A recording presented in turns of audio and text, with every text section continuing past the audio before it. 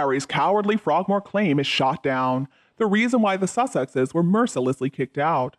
The annual report detailing royal spending has come out, and one detail regarding one of Harry's biggest grievances has raised eyebrows. Harry has claimed that he's essentially just a walking kidney transplant, a genetic backup plan, somebody who was always given the smaller sausage in the smaller bedroom, to be joked about insensitively, to be the spare. Of course, all of this came from Harry's DIY psychological deep dive that he called spare. To be the spare, he says, is to suffer, to always come off as second best in a lifelong race that he was never given a choice about taking part in. And according to Harry, that also involved the handing out of real estate. He was left to live in an embarrassing cottage on the grounds of Kensington Palace, while William and Catherine and their kids got to live in this amazing place that was like a museum. Well, it all sounds pretty bad, except for one thing. The annual Sovereign Grant Report has been released, and the briefing provided to journalists around it has dealt something of a blow to Harry's chronic case of woe is me. The release of the grant report last week has served as a good reminder that for the last 4 years, a big palace apartment just as big as William's has been sitting empty, a property that certainly could have been the home for Harry and Meghan if they had stayed in the UK. So who's feeling sorry for Harry now? In Harry's book Spare, he tries to prove his point about that he was treated as lesser than his whole life, and one of the ways that he tries to prove that point concerns real estate, or more accurately, the free real estate which is given out to members of the royal family. When he met Meghan back in 2016, he was living in Nottingham Cottage on the palace grounds. He wrote about the first time that he invited Meghan to his place. He said, "I was excited to welcome Meg to my home, but also embarrassed. Knockcott was no palace. Knockcott was palace adjacent. That was the best you could say for it. To my relief, she made no sign of dismay, gave no indication of disillusionment. All right, so let's compare that to when Meghan and Harry went to visit the now Prince and Princess of Wales in their fancy 20-room palace apartment, which was renovated to the tune of somewhere around $7.6 million thanks to the grant. I know, all of your hearts are just breaking right now for Harry and Meghan. Just imagine the horror. A man in his 30s and his successful and until very recently gainfully employed wife being reduced to having to buy something from the Swedish retailer IKEA or have to pay for their own sofa. My goodness. Now, supposedly, we've got one brother living in a museum with priceless art, and the other is having to sit on a $399 polyester modular set.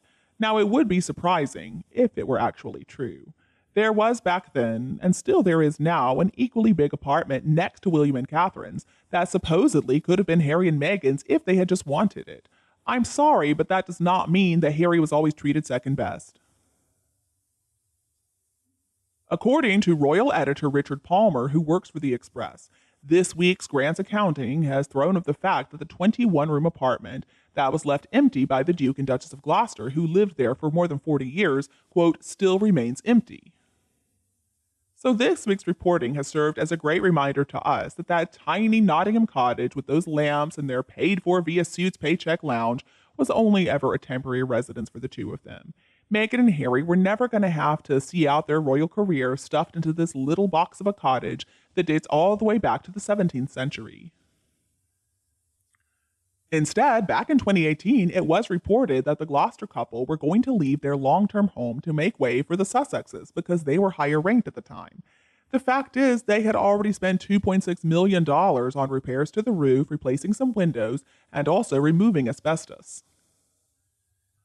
But that plan came to a screeching halt when Harry and Meghan decided that they didn't want to live in London. They wanted to instead move to Frogmore Cottage on the Windsor estate. So it makes that whole story about Meghan and Harry and their discount sofa not make a whole lot of sense. What the Express's reporting of the grant reminds us is that when it comes to housing, there was really never that big of a difference between how the two brothers were treated. If they had wanted it, Meghan and Harry could have had an apartment that was similar to the Wales' place, if they had chosen. Now, Harry is a man who is destined to prove himself wrong, and he even admits something to that nature in Spare. He wrote that living at Knockcott got so bad that one day I had to phone Granny. I told her we needed a new place to live. Just imagine calling up the Queen of England and telling her that you need a new free place to live. But anyway, Harry continues saying, I told her we'd discussed our housing situation with the palace, and we'd been offered several properties, but each was too grand, we thought, too lavish, and too expensive to renovate. Well, to be fair, I don't think anybody ever claimed that Harry is consistent. I mean, he's like Goldilocks or something. On the one hand, Harry was whining that their home was too tiny, and then he claims the other choices were just too grand and too expensive to renovate, even though the money to fix it up would have come from the grant instead of their personal pockets. So what this grant report really reminds us of is that so much, if not everything, was basically given to Harry and Meghan on a silver platter by a liveried footman, but still they insist that they were so hard done by. Now, a side note is that because nobody has actually gotten the keys to the property since the Gloucesters left, and because a lot more work needs to be done, currently it can't really be lived in. But still, considering that millions in grant money was used on the Wales apartment, then we can safely assume that the necessary funds would have been made available to Meghan and Harry to fix the place up. Regardless of their status as heir or spare, all of the children of the late Queen were given some beautiful homes of their own, and there is no reason to believe that the same wouldn't have held true for William and Harry. Maybe William would have gotten a more expensive piece of artwork than Harry did, but at the end of the day, is that really so important? Interestingly enough, it's not only Harry who comes across looking like he really can't make a decision about certain things thanks to the grant report. King Charles has been going on and on about the environment for a very long time now, much to his credit. His Aston Martin, for example, runs on cheese and wine, and the news recently came out that he has turned the palace's indoor pool's temperature down, so much so that aides considering a little swim are probably going to suffer from frostbite. Now, according to the reports, His Majesty also decided that they needed to reduce energy usage in all the royal properties, so he decided to turn all the thermostats down to a very chill 19 degrees. What a great example for all of us to live by. Well, except for one big problem. The report also reveals that the working cadre of Windsors took 179 helicopter trips, 65 chartered flights, and goodness knows how many trips on the royal train. If you do the math, that works out to almost 4 helicopter trips per week, and more than 1 private flight per week. Well, it looks like that whole hypocrite trait that Harry has may have been inherited after all. And I guess that is one thing that can bring father and son together here. They are so interested in making points, but then they immediately undermine the very point they were trying to make.